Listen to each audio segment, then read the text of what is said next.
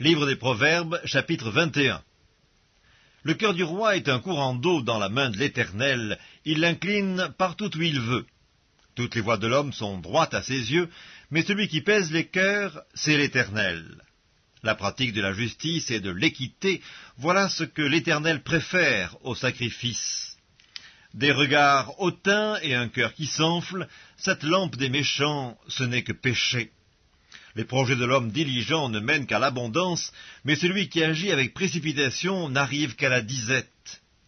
Des trésors acquis par une langue mensongère sont une vanité fugitive et l'avant-coureur de la mort.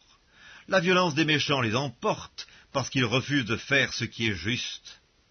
Le coupable suit des voies détournées, mais l'innocent agit avec droiture. Mieux vaut habiter à l'angle d'un toit que de partager la demeure d'une femme querelleuse. L'âme du méchant désire le mal, son ami ne trouve pas grâce à ses yeux. Quand on châtie le moqueur, le sot devient sage, et quand on instruit le sage, il accueille la science. Le juste considère la maison du méchant, l'Éternel précipite les méchants dans le malheur. Celui qui ferme son oreille au cri du pauvre criera lui-même et n'aura point de réponse. Un don fait en secret apaise la colère, et un présent fait en cachette calme une fureur violente. C'est une joie pour le juste de pratiquer la justice, mais la ruine est pour ceux qui font le mal.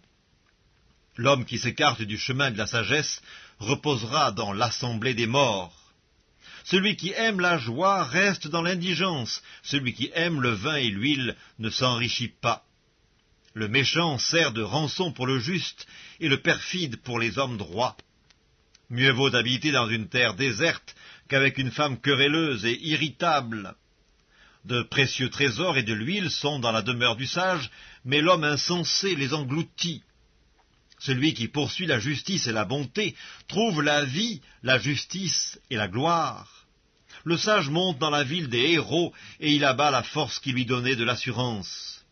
Celui qui veille sur sa bouche et sur sa langue préserve son âme des angoisses. L'orgueilleux, le hautain, s'appelle un moqueur, il agit avec la fureur de l'arrogance.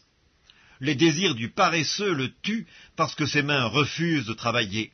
Tout le jour il éprouve des désirs, mais le juste donne sans parcimonie. Le sacrifice des méchants est quelque chose d'abominable, combien plus quand il l'offre avec des pensées criminelles. Le témoin menteur périra, mais l'homme qui écoute parlera toujours. Le méchant prend un air effronté, mais l'homme droit affermit sa voix. Il n'y a ni sagesse, ni intelligence, ni conseil en face de l'Éternel. Le cheval est équipé pour le jour de la bataille, mais la délivrance appartient à l'Éternel.